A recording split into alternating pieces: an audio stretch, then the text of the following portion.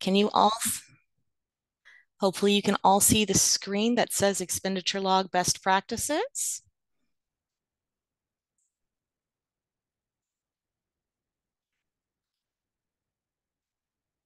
Great. I would assume Terry was going to tell me if we were having something like that going on.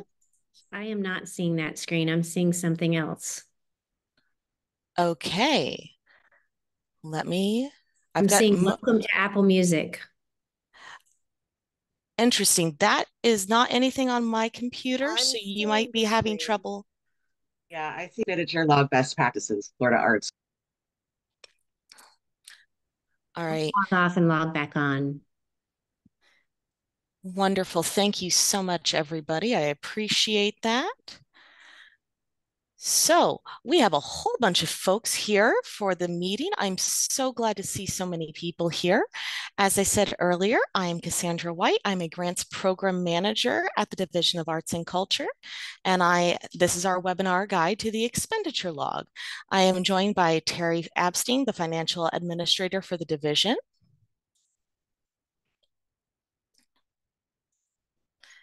During the presentations, we are going to ask everyone to remain muted with your cameras turned off. However, there is a chat feature that you can use throughout the presentation. Please feel free to drop your questions in the chat box. Today, we have several members of the Division of Arts and Culture who are logged on who will be able to answer questions, including Adrienne Morrison-Hoban and Sam Brown. I'm trying to look to see who else we might have on, but those are the ones I see at the moment. They will be able to answer your questions as we go, and we also have a Q&A scheduled for the end of the meeting.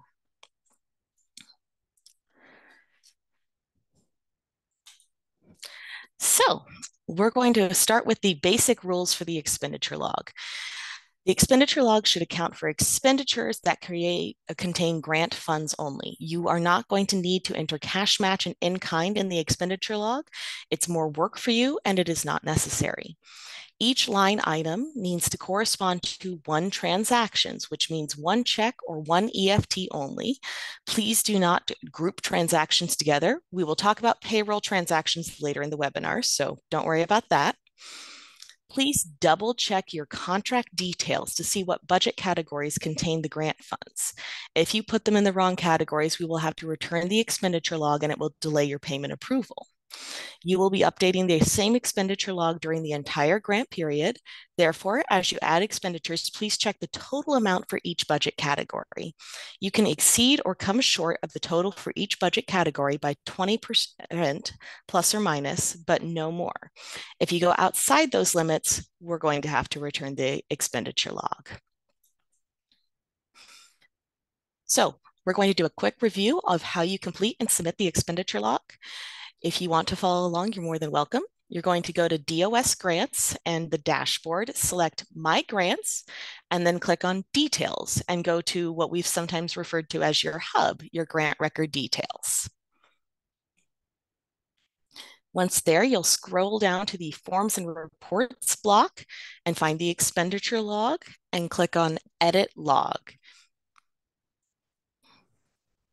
Now that you're on the expenditure log page, in order to start recording expenses, you will add a new record, and that will take you to another page. This is where you will enter all of the information about each transaction. You only either need to enter information either in the invoice box or the transaction box. If you have an invoice number, you can use it in the invoice box, or you can enter a check number or a direct deposit reference number in the transaction box. In any case, one of these two boxes must have info, and if you have information for both, please do put it in. The payment date is the date on the check or the date that the bank executed the direct deposit. The paying name is the name of the person or organization you paid. While it can be the name of one of your employees, it cannot be the name of your organization. The transaction total is the amount you wrote on the check or that you sent through EFT. Under grant funds, you enter the amount you wish to allocate to grant funds. It can be a portion of the transaction total or it can be the total. Obviously, it cannot be more than the transaction total. Please leave blank the cash match and in-kind boxes unless you are entering the remainder of a total expense in the cash match. For instance, if you want to keep your grant numbers easy and your director get paid in intervals of 1,119, you may want to enter 1,100 in grant funds and $19 in cash match. Most of you will not need to enter in-kind match in the expenditure log. The deliverable number should correspond to the deliverable for which you are reporting expenses. For example, if you have received the first payment and you are documenting how you spent those funds before requesting the second payment, you should choose number 1. And if you are about to request the third payment and are documenting how you spent the second, choose number 2, and so forth. The budget item box is very important. Here you need to select the budget category for which you are reporting grant funds. So you need to check the contract details and make sure you are selecting the correct one. One of the things that we see a lot is that people put one of their outcome, or not outcome, one of their income measures into the expenditure instead of expenditures. The description box is optional, but here you can give a very brief description of the expenditure. This can be very, very helpful to our program managers when we are reviewing your expenditure log. When all the information is entered, click Update, and then transaction will then appear in the log. This is how the expenditure log will look. Here you keep adding new records until the expenditure log is complete and up to date. And you can review it to make sure it's correct and all the expenditures are allowable. Also, you can use the comments box if you need to include any information that may help your grant program manager when reviewing the expenditure log. Finally, when you're all done, you will click on Submit to turn in the expenditure log. After you click Submit, you will no longer be able to edit a submitted expenditure. If you realize that there is a typo or you made a mistake, please contact your grant program manager who will return the line item or even the entire expenditure log so you can click Edit, and correct it. Also, if we find a mistake, we will return the expenditure log so you can correct it. If this happens, you'll receive an email from your program manager explaining what you need to correct. If you are working on a smaller screen, you will often need to scroll right and are able to see the edit button.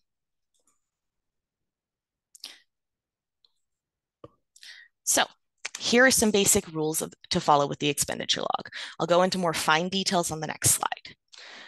As I've said a few times, check your contract budget before adding grant funds records to make sure that the budget category you select is one agreed on in the contract. All of your expenditures must be allowable items that fit into the categories on your contract budget. Check the total for each budget category recorded to make sure that you don't exceed the plus or minus 20% leeway. And to clarify and answer one question that comes up often, if, for example, one of your staff performs double duties and they fall into 2 different budget categories, you can list the same transaction total twice and allocate, say, 50% of the total amount to each budget category. So if your executive director is allocated 50 to personnel administrative and 50 to personnel programmatic, you would add a single transaction twice. Now we get into some lovely best practices, which will take a while here. You guys, I think I chose the wrong version of this PowerPoint because I don't have my extra slide. Give me just one moment. I'm going to stop sharing. Oh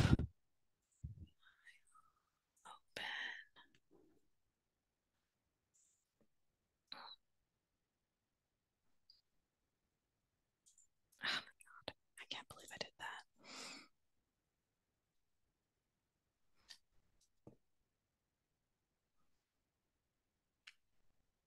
Where is my screen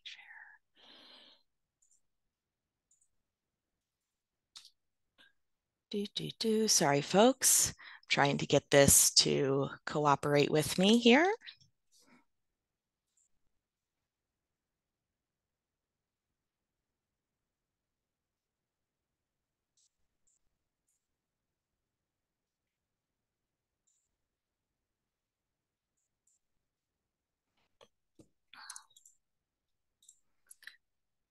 There we go. Okay, so one thing I missed on this was Why do we do expenditure logs? That is for compliance with your contract, to get your next payment, and it needs to be clear for potential audits to track budget spending, identifies when you need a budget amendment for your grant managers, and avoids needing to return funds to the state. That's for cases of extreme expenditure log dysfunction. We will ask for those funds to be returned. We covered all of that.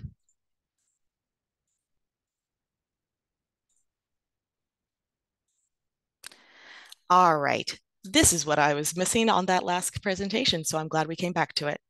So payroll is a complicated beast for our expenditure logs. We're dedicating an entire slide to this.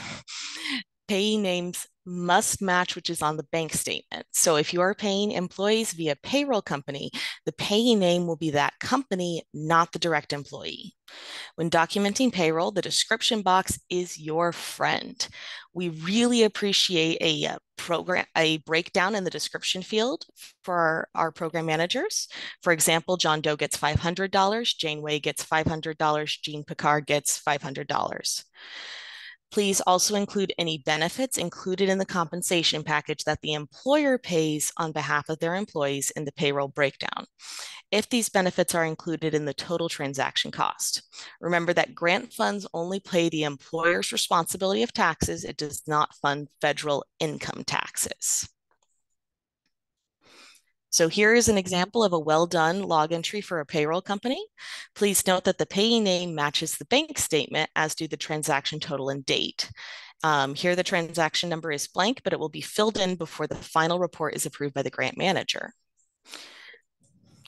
This next statement and log entry show what to do if your payroll transactions register on your bank statements as separate transactions. Let's see, did it work? There we go.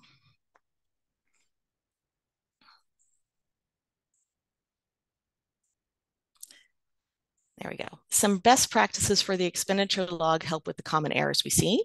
As we were talking about, payee names must match which is on the bank statement. So if you pay Sebastian Krabby, please write it like that, not SR Krabby or Seb Krabby. For indirect payments, describe the transaction in the comments. For instance, if your costume designer purchased material from Joann's and you paid them back, put paid to Paul for Joann's receipt. Make sure you are able to produce that receipt for an audit. The payment date should be the date of the payment, not the invoice. Cash transactions are allowed, but we really don't encourage them. You must still have documentation of a payment and what it was for, including a signed and dated receipt. Zelle, credit cards, etc., all do have transaction numbers. They're just better hidden than TREC numbers. So please, please find those for the log. You should be able to find them with your bank. Payroll also has a transaction number with your bank, which you must have for the final report. If you are ever struggling to find a transaction number, please call your program manager. And as we follow up here, this is the division staff and program managers with their emails, and we will email the lovely updated version of this out with the webinar and the slides, so you can use this as a contact list.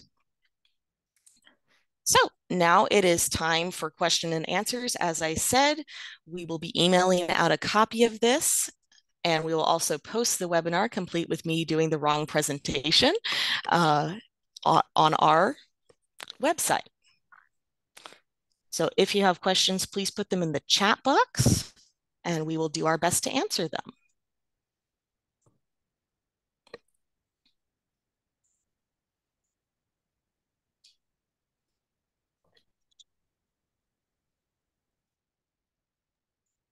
Ariel, I see that you have your hand raised. You can unmute yourself and ask your question if you like.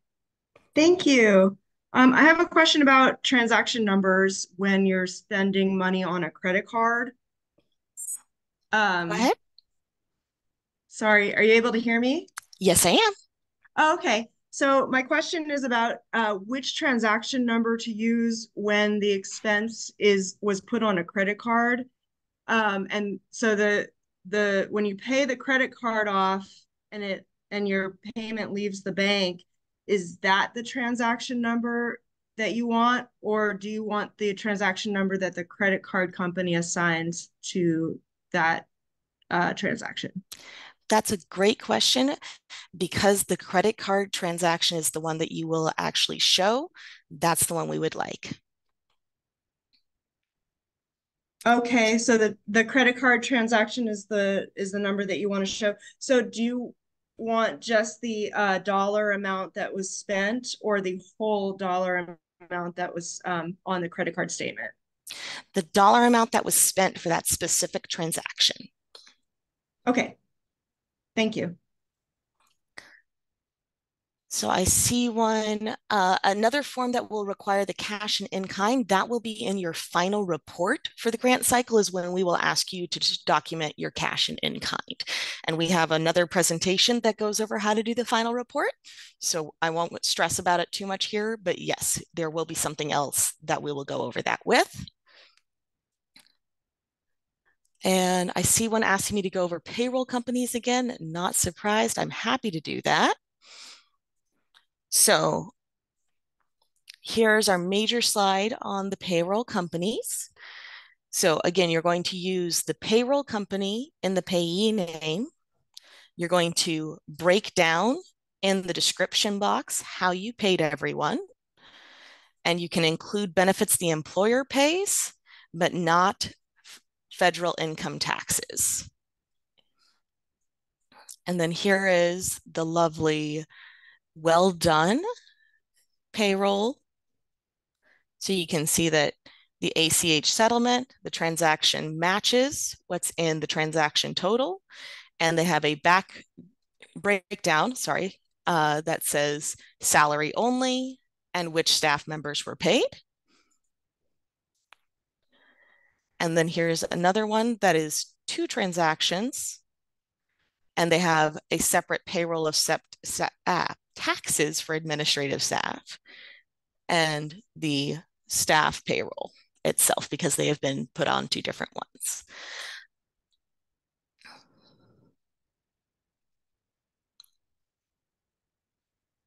And then let's see.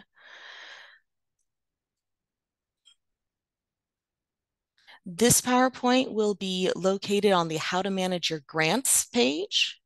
And I will make sure we send out a link to that when we email out this presentation.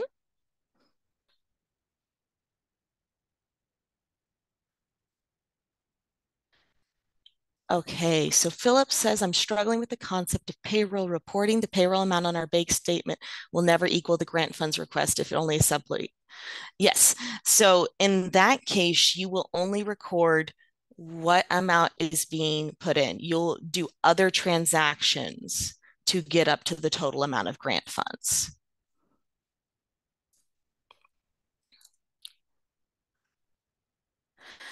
I would really appreciate it if you have time to do completed and accepted expenditure logs to be edited if you have time for that.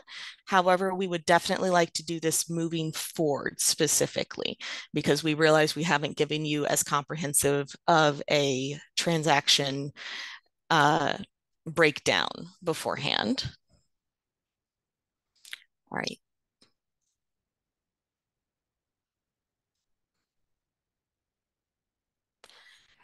I see we have one question about previous transactions that you have the invoice number currently and indicate the date paid by credit card.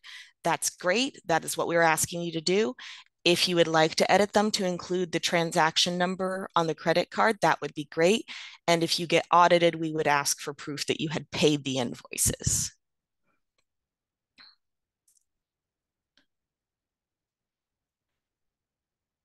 And I see a tiny organization doesn't have a credit card. Great. And you are doing club checks and keeping receipts. That's perfect. Please continue to do that. The 4th payment request has not been authorized yet. That will get authorized at the end of March, beginning of April, because we get, there we go.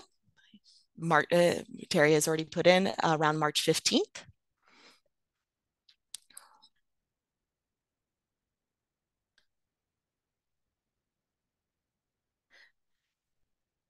And I see we would really prefer that you describe what the amount each employee got paid in addition to just the names.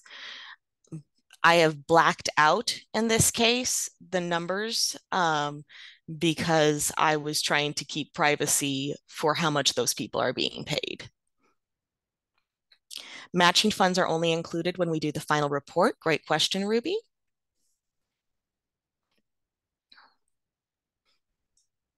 I see that Russell has raised his hand. Russell, you can unmute yourself and ask your question. Hi, thank you so much. Just a question about payroll again. So our entire staff's payroll goes out at one time, but we're only using a specific handful of staff members' salaries as part. So the log will not match up with what is actually dispersed per payroll cycle. Is that just kind of understood to be okay, or what's the best way to approach that? So if you look at the example on screen right now, you'll notice that the giant payroll payment that went out was $59,000, and they're only using the portion for the few employees that they are using as grant funds. So please record the actual transaction Okay, amount for the total, and then just tell us what your breakdown is. okay, perfect. Terry, I can't remember exactly how long we're asking for people to retain documents that Nan has asked. Can you answer that question? Yes, so you are required by Florida statute and your grant award agreement to retain documents related to your grant for a period of 5 years following the close of the grant.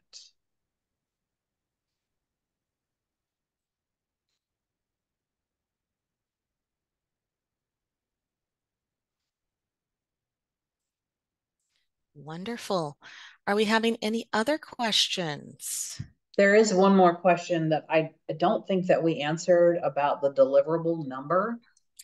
Oh, thank you so much. So, I see. The question was, do all deliverables for one cycle have the same number? If so, 4 musicians get paid in one cycle, each entry is the deliverable number.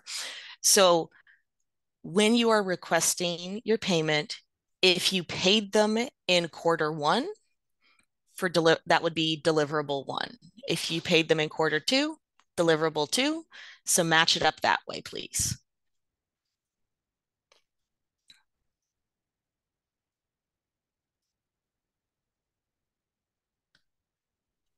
There's also a question about the information coming from individual credit card charges and invoices That's rather than the bank statement. Yeah, that's perfect because the credit card will be paid off, I assume, in one lump. We would rather have the individual transaction numbers. So when I update this one for next year, I will make sure I include something on credit cards. Thank you guys for pointing out that.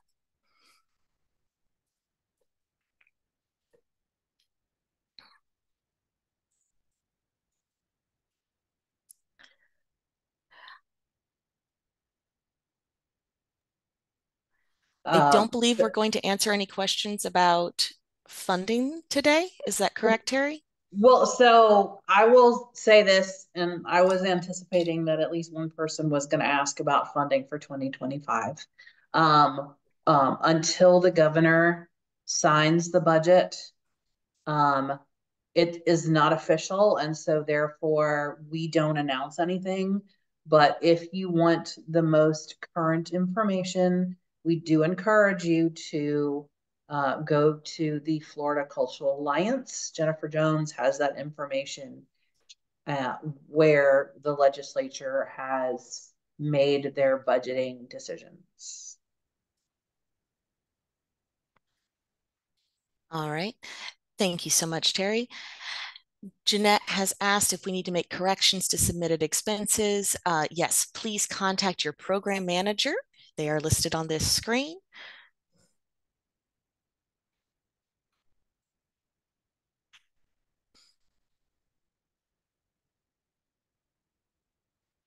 Do we have any other raised hands, Terry? I can't see that part of the program right now. I do not see any more raised hands.